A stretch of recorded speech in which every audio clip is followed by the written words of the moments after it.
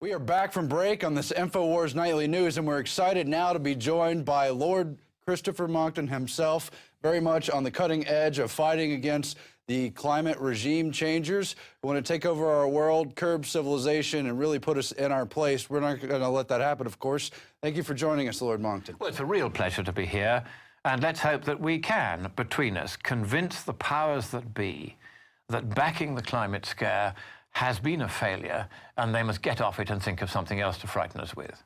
Well, it was only a few years ago Al Gore and company were telling us the debate was over, this climate change, really new way of thinking was just inevitable and we should all submit. But they've had a number of setbacks at the past few meetings. They've really had their agenda stalled. But at the same time, we have the revival of Agenda 21 this year, Rio Plus 20 conference, 20 years after the first time the United Nations held a summit on how to bring about sustainable development. Let's get into that and how it ties into the larger climate change issues. What has happened is they've lost the argument with the public on the climate. In fact, they've lost the scientific argument as well as the economic argument. And because they've lost it, they know they've got to find something else to justify the continued existence of the UN. See, the UN has become a very expensive body. It's a lot of money the nations pay towards it.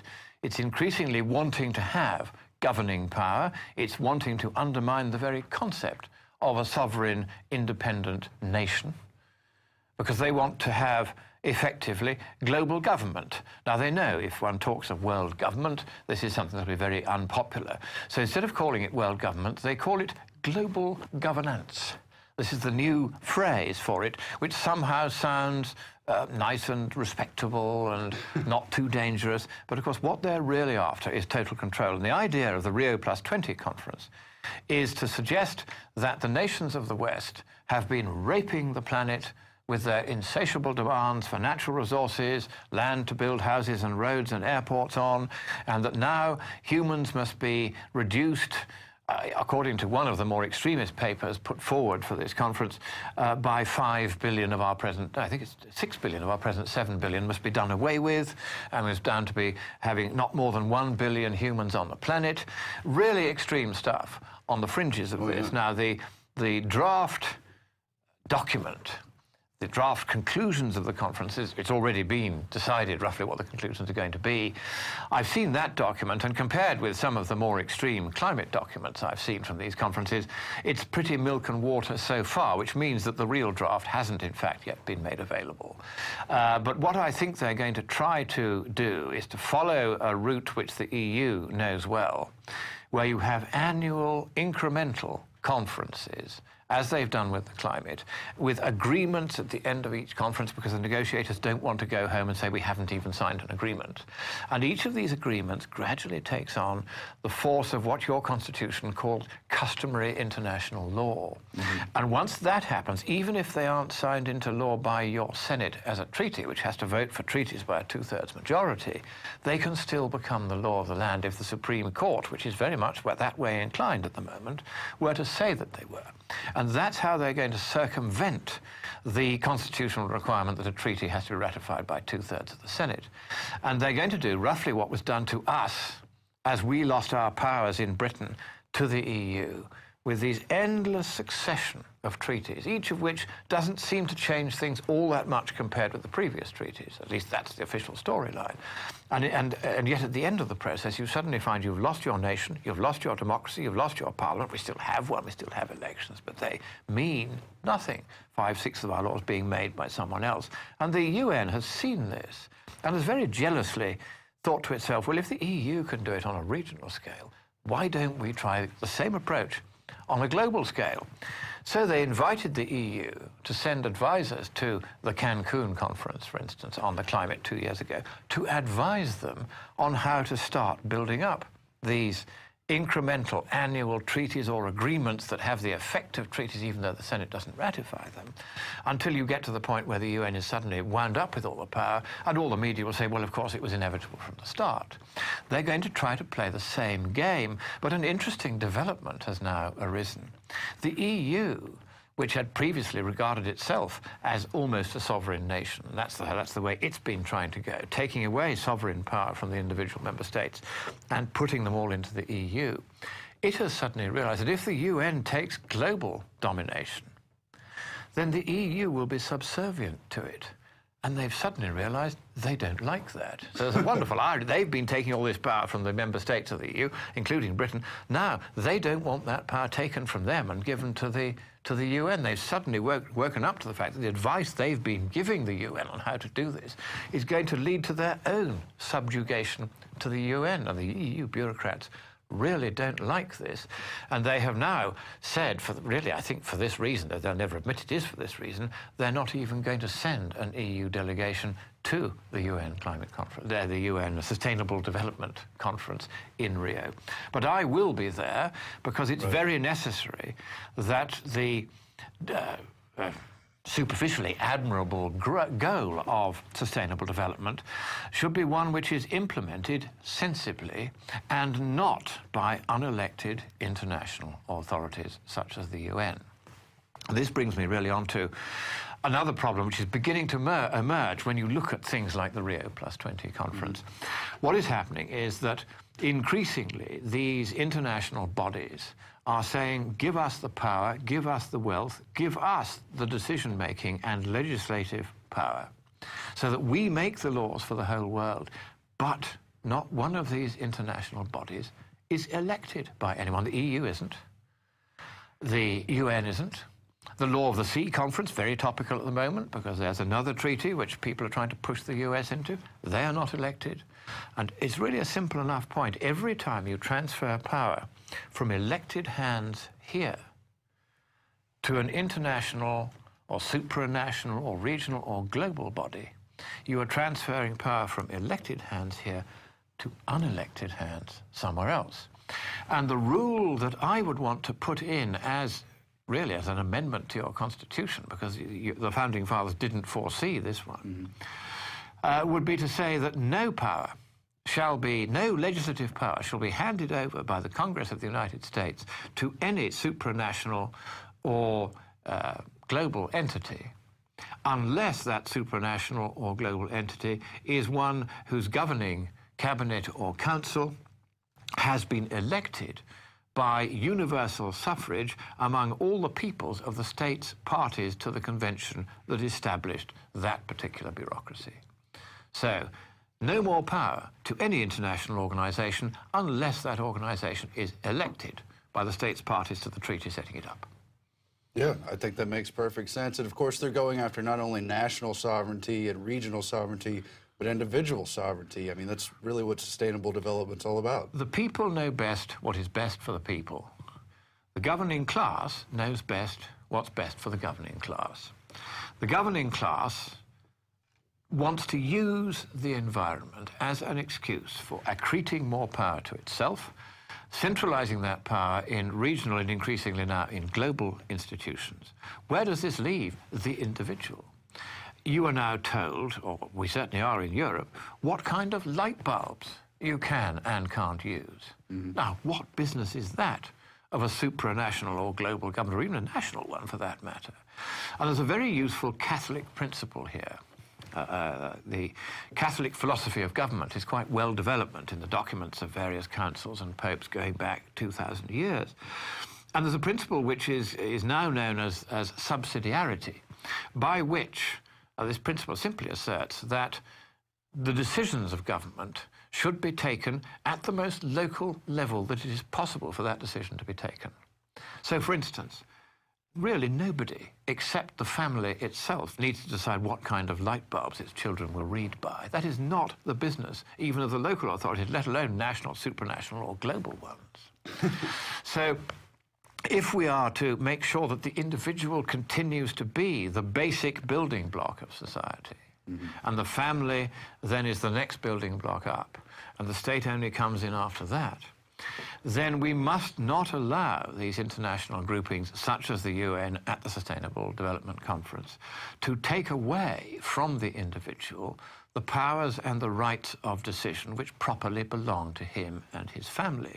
And this is a very important philosophical point, which I think is often lost when one is looking at the political side of all this. And one of the things that the the governing class, as the French call it, the classe politique worldwide, is now guilty of is a desire to micromanage. This, of course, at one level, all government is instinctually totalitarian. And by totalitarian, I mean desiring to interfere in every little detail of our lives, light bulbs and all. They're control freaks. It goes with being in government. You want to exercise control. That's what government is. It is control. So to some extent, all in government are control freaks. And the totalitarians are the ones who are the most open about it. And they say, we want to govern because we think we know best. But you see, your government exists under a constitution that your founding fathers saw was going to be necessary precisely to protect you from the overambition of the governing elite. And your constitution makes it very plain that there shall be a proper separation of powers, a very traditional document in many ways, this constitution. There should be a legislature, that's where this constitution starts, all legislative power in the hands of the Congress that you elect. Nobody else has any unless the people you elect are given it. Then they describe the executive, that's the office of the president and his cabinet, and then the judiciary, and the separate powers of each, and the ways that they interact. All of these are carefully thought about. And if you read, say, the Federalist Papers or the Madison Diaries, where all of these things are mused upon and considered by some of the great men, the greatest men of their age, in that long, hot summer in Philadelphia, they had a vision which I wish we still had in Britain and Europe, that the people know best what's best for the people, that the people should rule via the ballot box at regular intervals. I would like to carry that still further. I would like to have the right of initiative referendum built into constitutions like this, so that you don't even allow the Congress exclusively to decide what bills shall be debated. You, the people, should have that power too. But when it comes then to these international conferences, like this UN conference, everything in this constitution is alien to the people who are behind this sustainable development Yeah, and they have agenda. a pattern of usurpation. And some of the top globalists talked about probably 50 years ago how they're trying to do an end run around sovereignty, particularly with reference to the U.S. Now, when it comes to Agenda 21, we've seen this kind of development where they're installing components. Obama set up something called the Rule Council that has everybody from Homeland Security to Department of Defense to EPA on it. Yeah. And they said, well, we want to crack down on farms because of the environment, blah, blah, blah. So we're going to have the EPA regulating dust. We're going to have the Transportation Department regulating who's allowed to ride on a tractor or run a vehicle, and slap on all these other types of licensing components to try to do an end run around individual farming and the ability to run your own communities. And one thing you should always watch out for in all this is, why are they going after the farmers? Why did they previously go after the fossil fuel companies? Because these are the big supporters of and donors to the Republican opponents of the Democrat Party. And the Democrats, like socialists everywhere, have learnt that if you really want to rule, then what you do is you go after all the big donors to your opponents, and you do it in several different ways. First of all, you do it by regulation, regulating farming so that it becomes less profitable, shutting down the fossil fuel industries as best you can. There's now 150-odd coal-fired plants on hold that should be being built now to keep these lights on, not being built because the Democrats are determined to shut down the big fossil fuel donors to the Republican Party. So there's very much a selfishness in this, and you see it again in the UN's Agenda 21 proposals. These are not well-intentioned proposals for the genuine environmental stewardship of the planet, because, frankly, governments like yours and a nation as experienced as yours are perfectly capable of regulating your own environment without having some UN bureaucracy to tell you what to do. We'll definitely give it a try first, anyway. Well, that would be, I think, the way forward. And so you always have to watch out for the Democrats trying to do down the big funders of the Republican Party and Republican leaders. That's what they're after. It's after this total domination, and you see it over and over again. They're always at it. They're always encroaching in various ways. For instance, the Heartland Institute, which is a right-wing think tank, and I spoke at their conference in Chicago just yesterday. They were very interesting. They are now being encircled by the left, who are writing and telephoning individually and emailing the donors, whom they found out by a trick. There's a fellow called Peter Gleich, who wrote a bogus memo and put in a bogus email address saying that he was one of the trustees and could they please send him all the board papers, including the list of funders. That was how they got it, by a trick. And they're now going to the individual funders one by one and naming them publicly in demonstrations, and then getting in touch with them and saying, we're going to go on making life grief for you until you stop funding the Heartland Institute. It's the same approach. True. Always trying to just do down the other side by, frankly, unfair, dishonest, and in this particular criminal means. And the UN is not averse to doing the same thing. They had a conference under Ban Ki-moon in May last year, of which the theme was, how do we bring national sovereignty to an end? And when they say, how do we bring national sovereignty to an end, and they're not proposing to set up a global democratic government, what they're actually bringing to an end is democracy itself. The democracy which your founding fathers intended you to have, and, if you could, to keep it.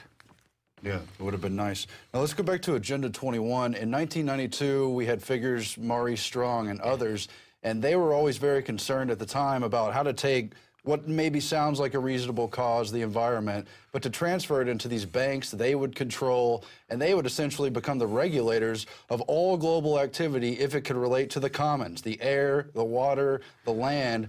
And today that has really matured into Al Gore and Goldman Sachs holding funds for the carbon credits and all this. What are we going to see at Rio Plus 20? How has their agenda matured over the years? Are they hopeful that they're going to achieve their goals? Are they angry? Because I hear on all kinds of radio, alternative media, everyone's talking about Agenda 21, catching up to what they probably didn't know about 20 years ago for this kind of anniversary meeting. That's quite right. People are much more aware of these poisonous words, Agenda 21, than they were. They now realize that this is a grab for absolute power by the UN and by the environmental movement, which is, of course, where all the Marxists went when the Berlin Wall came down. They had nowhere else to go. So they piled into the environmental movement. And my good friend, the late Eric Ellington, who was one of the founders of Greenpeace, who was the most non-political guy you ever could meet, I was astonished when one day he said, you know, we all had to leave Greenpeace 2 or 3 years after we'd joined it because the Marxists had moved in and taken it over, and we were non-political, so we couldn't stop them. And he was heartbroken because he really cared about the environment in a genuine and sensible and proportionate way. Yeah. Whereas these people have a nasty political agenda. Greenpeace has nothing to do with the environment these days. That's just a fig leaf. You know, it's a green fig leaf over a red instrument beneath, shall we say, which is intended to do things to us which will be very unpleasant and uncomfortable. Right. And so what we have to do is to be very alert to the fact that the global governance, as they would like to call it, world government, as I will bluntly call it, these freaks, these control freaks, want to use Agenda 21. They want to use these Rio conferences and the Durban conferences to carry this agenda continuously forward by establishing, slowly, annually, by stealth, the bureaucratic structures and power base and wealth base through preemptive taxation over individual nations that will enable them increasingly to function as a global government in the way that the EU is now the supreme government of Europe, to the absolute fury and hatred of people like me who have to live under this effective dictatorship. And the way they're going to do it, because you've asked what is their plan, how are they going to unfold this?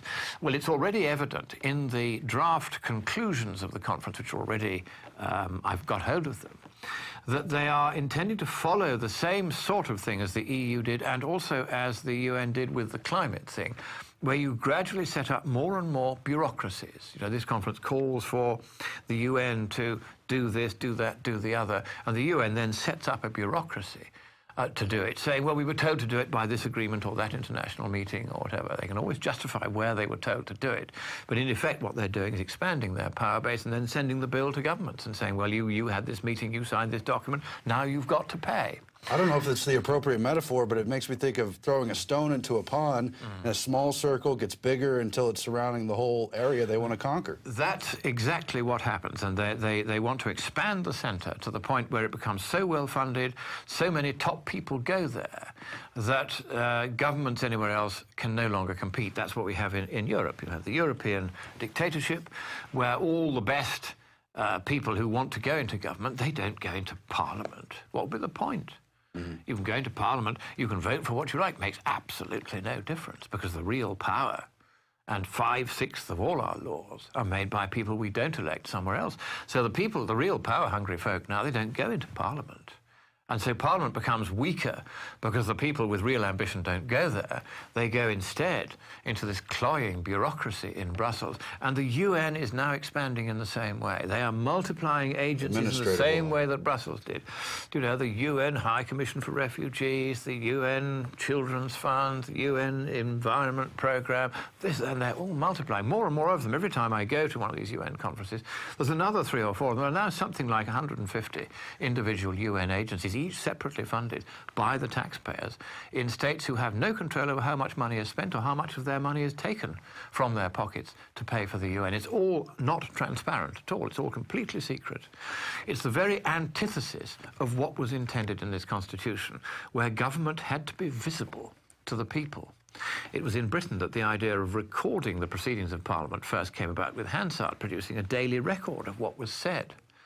And this happens, of course, in your Congress now. There's a congressional record of what was said. And if you testify in front of a congressional committee, your remarks are read into the record, and any documents you submit are written into the record, and anybody can look and see whether what you said was sensible or not.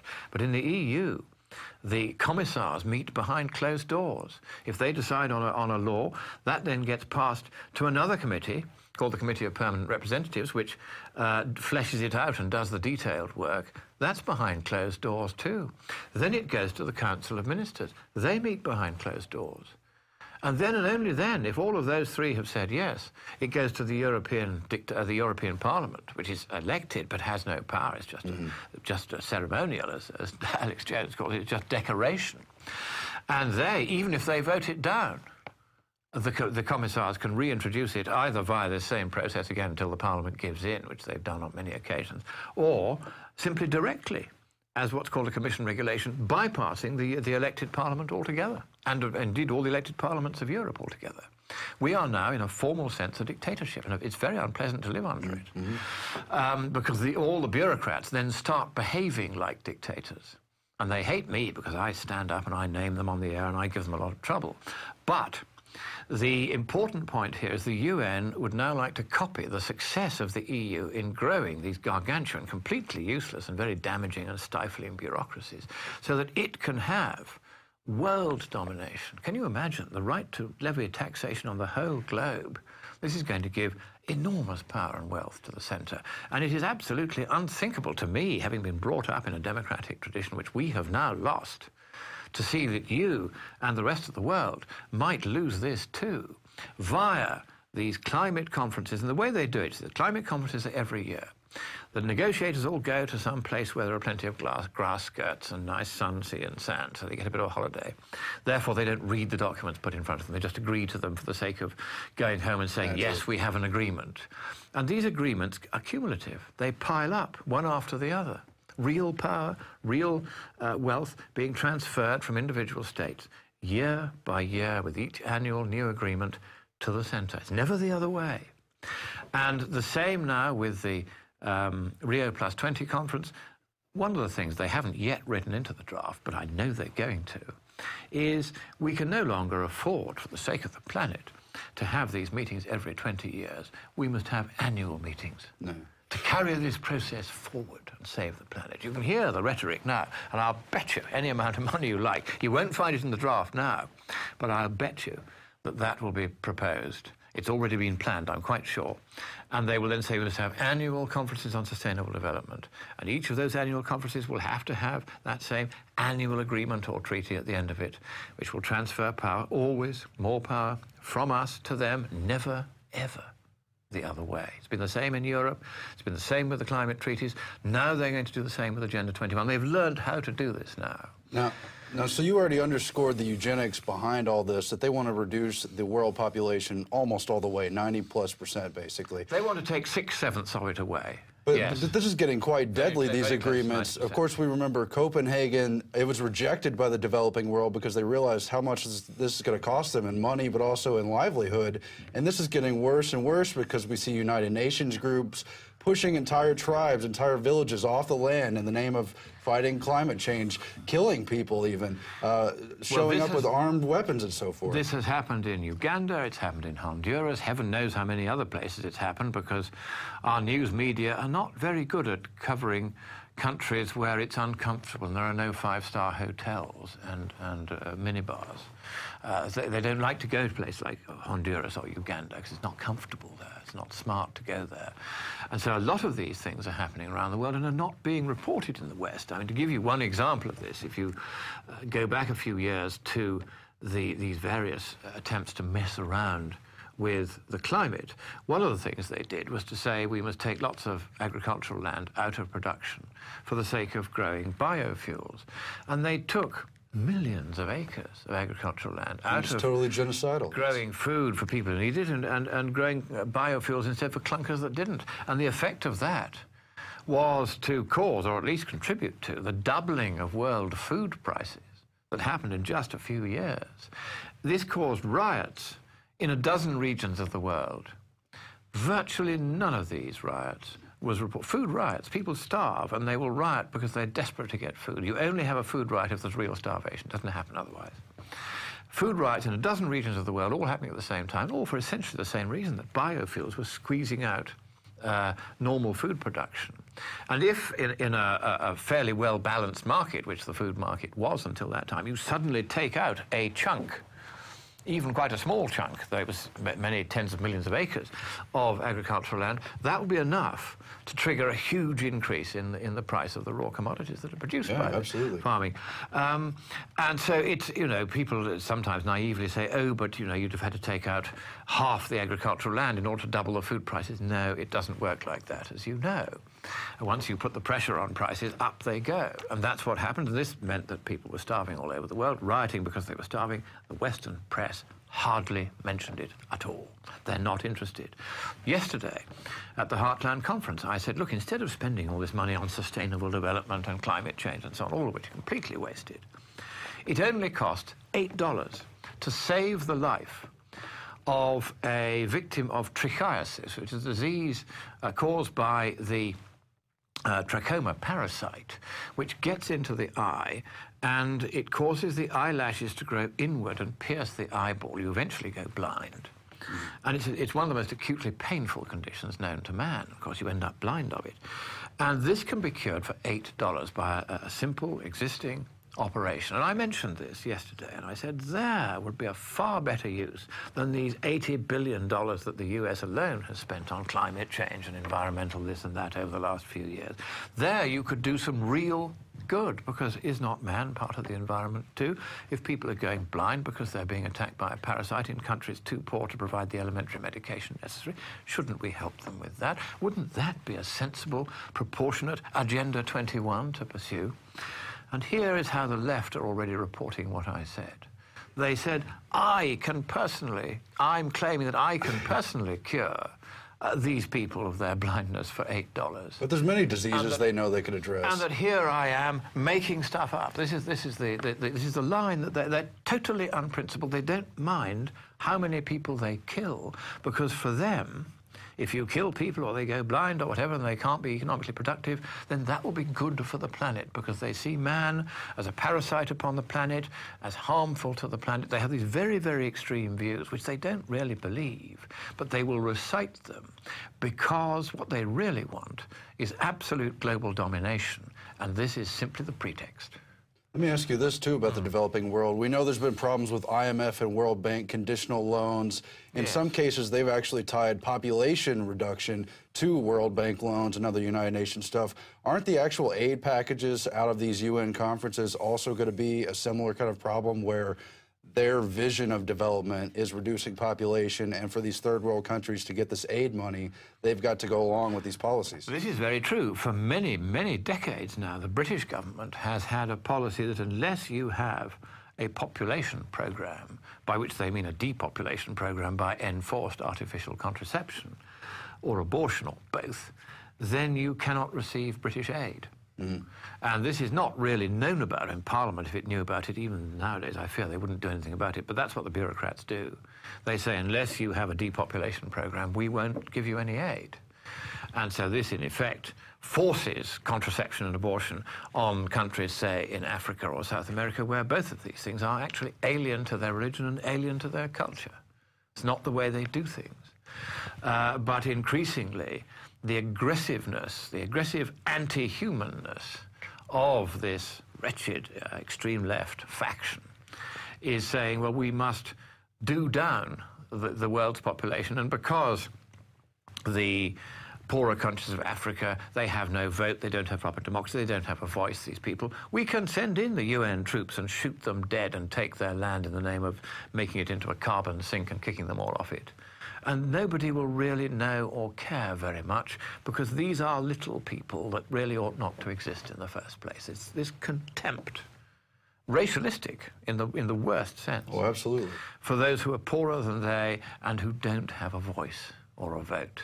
And so the thing I would say is those who are listening to this who do have a voice and a vote, use the voice loudly and the vote carefully, and make absolutely sure that you do not vote for candidates of whatever party who do not understand the dangers that now exist in transferring power from elected hands here to unelected hands somewhere else.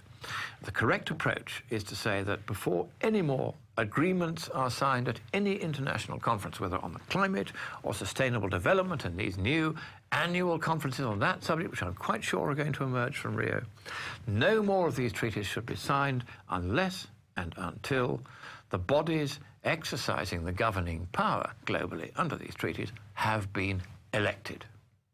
Lord Monckton, we want to make sure we're fighting back against these conferences. Tell us one more time when Rio's coming up and the next climate conference. Tell us your website and where we can find your statements and ways to fight back. Certainly. Well, first of all, scienceandpublicpolicy.org. You'll find a lot about the climate written by me there. Click on Monckton Papers when you get to the home page. And for another climate website, whatsupwiththat.com, W-A-T-T-S, whatsupwiththat.com, run by Anthony Watts, a formidable meteorologist who has exposed the corruption in the temperature monitoring stations in the US and elsewhere, and has this blog which now gets, I think, 100,000 or 200,000 hits a month. I mean, it's very, very big in telling people the other side of the story on these climate and environmental matters, and I contribute to that quite regularly too, so you'll certainly be able to use that. And as to Rio, it's coming up in mid-June. There'll be three days, roughly speaking. The 19th to the 21st of June is the culmination of a couple of weeks of messing about. I'll be going just for the last 3 days so that we have a presence there and can put the other side, and I am an accredited delegate to the conference, so I will be able to get in, and I will be able to speak to the other delegates. They will hate it, but I don't think they'll dare try to exclude me on flimsy grounds a second time. I think they've learnt the lesson of not doing that, because it got all over the newspapers worldwide that they tried this on because they feared what I would do. They were right to fear it. When I reported the loopy things they'd put in the Durban Declaration, which they then had to take out, such as rights of legal personality for Mother Earth, the establishment of an international climate court, reduction of carbon dioxide concentration from 400 as it is now to 200 parts per million by volume in the atmosphere, halving it. That would lead to the mass death of plants and trees worldwide and of the animals and humans that depend upon them. These and other barking nonsensical proposals were dropped within 24 hours. They had divided the final negotiating document into two. One half of it continued to be negotiated, the other half was put on the shelf. So being there just to expose and to tell the world what is being negotiated in its name. That's what the press used to do. They used to report what happened at these conferences. Now they don't. They go there and they talk all about the grass skirts and they talk all about the agenda, but they don't talk about what's actually being said, because so much of it is loopy. And so when I published this on What's Up With That, this summary of what was in this document at Durban, that was the most popular of the 500,000 blog postings that went on the internet that day under the WordPress system, because WordPress keeps a tally. And more people visited that blog posting than any other worldwide on any subject that day. Now, was this because I was a clever guy? No. It was because the press had simply deliberately, willfully, not done its job of saying what was happening at this conference. And so I said what was happening. The world was horrified. It went right round the world, and all the blogs had it. Virtually none of the mainstream news media touched it. But the story got out, and the UN realized the game was up, and it had to cut the document in two. The same thing happened at Copenhagen, where I revealed the world government agenda a few weeks before the conference, and the entire treaty was dropped. They just couldn't proceed with the treaty at all. Yeah. Because the treaty only said, we're going to set up a world government, and here's 186 pages of how it's going to be structured and paid for. And they had no plan B. They had to drop it. And so they know that if I go to these things, I will do damage, not by throwing a bomb, or even throwing a wrench into the works, but simply by saying, this is what they're up to, you need to know. And I will make sure that Alex Jones and you get told what is actually happening at these conferences. Basically just emperor wears no clothes. They'd be loony, crazy people if it weren't so draconian. That's the point. What they're proposing is loopy. I mean, can you imagine cutting carbon dioxide concentration down by half, even if it was within our gift to do that? Can you imagine the damage, the death, the widespread destruction that this would cause? They don't care. They would regard that as a bonus. Some of them would like to see the whole of humanity, sometimes with the sole exception of themselves, wiped off the face of the planet. This agenda of real hatred for humanity, and in particular, real hatred for the West, this combination is very, very dangerous and very, very real and virtually not talked about. Because, hey, if you say these people have actually gone round saying, some of them, that they want to wipe out 6 humans in 7, you're regarded as some sort of extremist lunatic. But that is what these people are saying, some of them. And that's not to say that all of them are saying it, but they are saying it. This is the language that's being used by the hard left.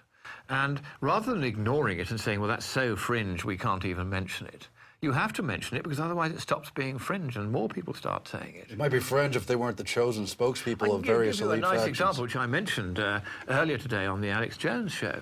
James Hansen of NASA said several years ago that anyone who dared to question his views about the climate should be put on trial for crimes against humanity. And, of course, I and a few others spoke out against this outrageous suggestion that we should be put on trial, because what is the penalty for a crime against humanity? It is death. And what Hansen was really saying is that people like me should be killed.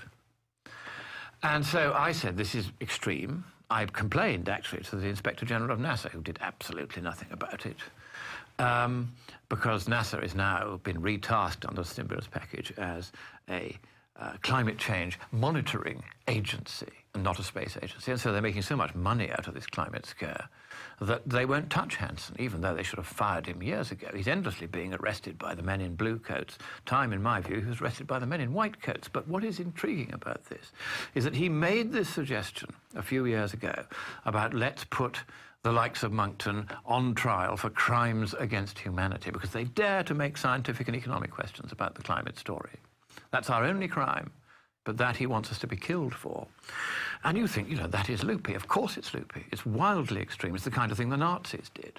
I kid you not. There was a Norwegian professor the other day who said he wants 500,000, democracy is dangerous, has no place, and he personally has no problem identifying with Hitler and other dictatorships as long as it leads to that environmental end. That is the point. And, of course, Hitler was one of the first environmentalists. The whole Volks movement was devoted to this. But, you see, what is happening now is that at Penn State University, just a few days ago, they had a conference sponsored by local businesses, which was on how to silence the climate deniers. And the guy introducing this, who was some sort of a professor who appeared to be hopped up on some sort of drug. I watched this on the video that they made of it. But he was way spaced out. But he said, we have to start a conversation on declaring climate skepticism to be a crime against humanity. And you see, when they start saying it one after the other, you know that this is becoming the party line. And if we don't nip it in the bud straight away, it will become the party line. Everybody will think in the end, oh, well, of course, it's perfectly all right to kill climate skeptics. They're just inconvenient to us. The moment you start going down that extremist road without anyone challenging it, the extremist road can all too easily become the normal road. It's happened so many times in history before.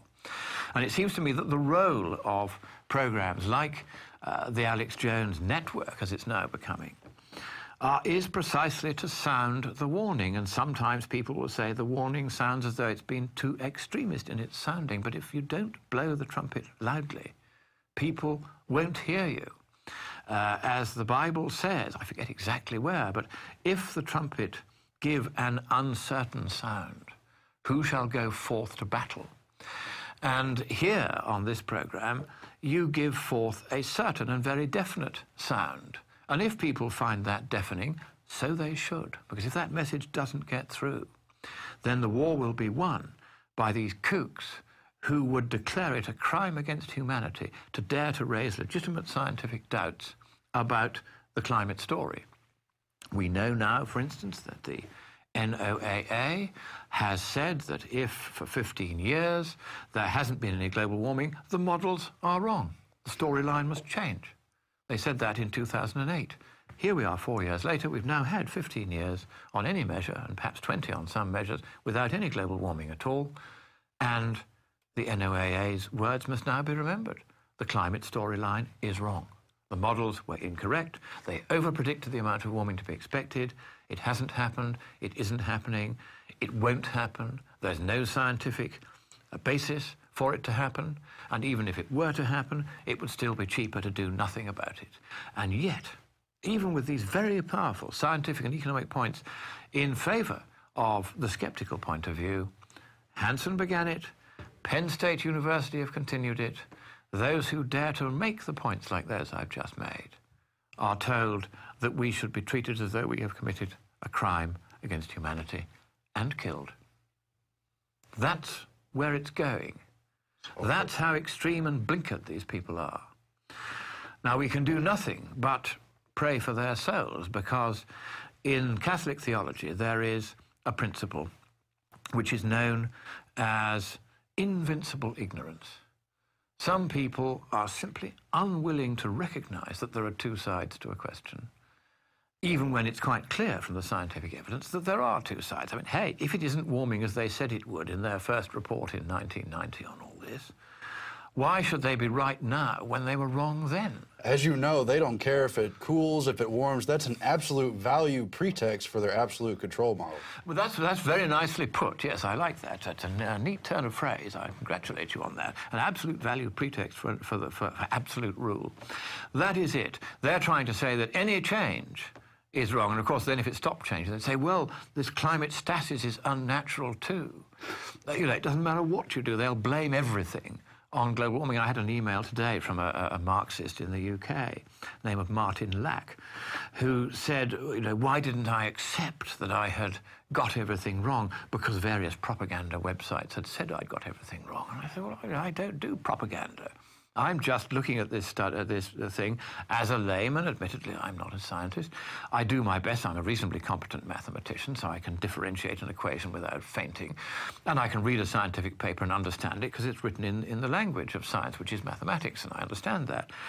So I can read these papers. I can come to a view which is by no means an isolated or unique view. There are many scientists who hold that view. Indeed, I met hundreds of them at the Heartland Conference just yesterday. Right. So the idea that anyone who dares to raise scientific doubts about a question where the data have now established that it's we who are right and they who are wrong, and their only way of dealing with this is to say we must be killed, that doesn't seem to me to be very grown up. And I said on Alex Jones's show earlier today that if you're thinking of sending your kid to Penn State University or of giving it any money whatsoever, whatever you do, don't.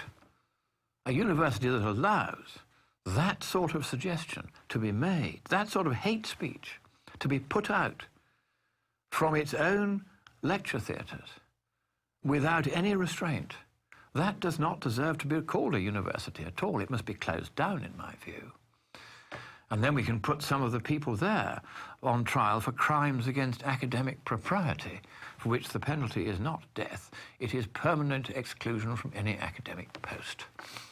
I think they've got another matter they need to investigate, too, from what I recall. Oh, yeah, they might well do. You might recall that there's a man there who, his name is Man, in fact, who fabricated, I think that's probably the appropriate word, a graph purporting to demonstrate that there was no medieval warm period and that therefore the last 100 years have been warmer than any previous time in the last 1300 years. That was the storyline.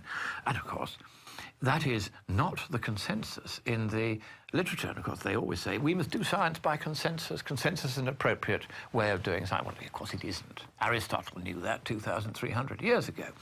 But if they like to do science by consensus, then they should remember this, that the consensus among the peer-reviewed papers of paleoclimatology reconstructing the temperatures of the past 1,000 years is that the medieval warm period was real, was global, and was warmer than the present. And my good friend, Dr. Craig Idso, I saw him yesterday at this conference, he maintains a database at co2science.com of papers on the medieval warm period. And these papers were written by, between them, more than 1,000 scientists from 400 institutions in 40 countries over the last 25 years, each providing data and evidence from reconstructions of what happened before we had thermometers over the last 1,000 years, that the medieval warm period was indeed real and global and warmer than the present. And it was a man at Penn State University who tried to deny all that. So who is the denier? Not a bad question, eh? Exactly. Well, thank you very much for joining us, Lord Monckton. We look forward to your fighting back against all these avenues of tyranny that are coming our way, and we really appreciate you joining us in studio. Well, it's been a real pleasure. God bless you all here at the Alex Jones Show and the Nightly News. I hope this reaches many people. God bless you all who've been watching, and as always, God bless America. Same to you. Thank you, sir. Good night. And don't forget, you too can fight back in the battle. We've just launched planetinfowars.com. You can post your own blogs, break down your own analysis, send it out to your own friends and contact, and fight this info war in your own way while joining us in Legion here at infowars.com. Don't forget to support us too at prisonplanet.tv. I'm Aaron Dykes. For this episode, good night. Planetinfowars.com is in its beta phase. We're just launching it. And I want to invite all of you out there to be in on the ground level. It's waiting for you to breathe power into it. Planetinfowars.com. All who love liberty are welcome. All that serve tyranny will be defeated. It's now out in the open. World government is here. It's in our face. A corporate fascist system surveilling us. Google, Facebook, Twitter, all promote the New World Order. They attend Bilderberg. They've turned the internet into a giant illegal spying operation, with Google admitting that they're basically an NSA, CIA front. But despite all of that, their little propaganda stunts like Coney 2012 have been blowing up in their face because we have people power. Planet InfoWars is about people coming together, forming activist organizations, getting involved politically, hunting and fishing, gardening, dating. Whatever the case is, this is a place for people who love freedom. And that's why I have created planetinfowars.com as a vehicle for you to meet and to talk and to write and to post information. This is your tool, your website. And I want to invite all the other alternative media to come in to planetinfowars.com and to synergistically meet and turn loose your potential. For more than 6 years, I've talked on the air about creating a social network. But I was so busy with my radio show, the documentaries, all of it, that I never did it properly. We launched a small little plug-in social network. It got more than 40,000 members in just a few months and basically crashed. And then I never revisited the subject until the last year. And I went out to a public event, a UFC fight. Joe Rogan invited me to it in Austin. And 2 different couples came up to me and said, man, we wish you'd set up a social network again. Where did it go? And I said, oh, it was just some little free program. It couldn't handle all the traffic. And in both cases, at that same evening, they said, we met 4 different people, 2 couples, on your little plug-in site at Infowars.com, and we now have children. And since then, it's happened a couple other times. So I realized a social network is important so people who love freedom can get together. That's what Liberty Lovers is going to be all about, a section we've created at PlanetInfoWars.com. Whether you live in a small town or a big city, you can reach out to people in your area so that we can win the future away from Obama and Mitt Romney and all these globalists that try to give us all these fake choices. And I give you this pledge. We are not going to spy on you and surveil you and sell your data to the New World Order. PlanetInfoWars.com is free. PlanetInfoWars.com is powered by you. We're going to have our articles up there. We'll have video feeds and stuff up there. But this is all about you getting together and organizing the resistance against the New World Order. Ron Paul's been great, but he himself has said this is simply a focal point for people that are already awake. Well, this is Ron Paul 2.0. This is Alex Jones 3.0. This is humanity 4.0 to the power of infinity. This is about taking action. This is about turning humanity loose. Connect with people who are awake and know what we're facing. Be active. Organize. Take action. Go viral. Create. Contribute. Resist. Because resistance is victory. You are victory. And the rally point is PlanetInfoWars.com.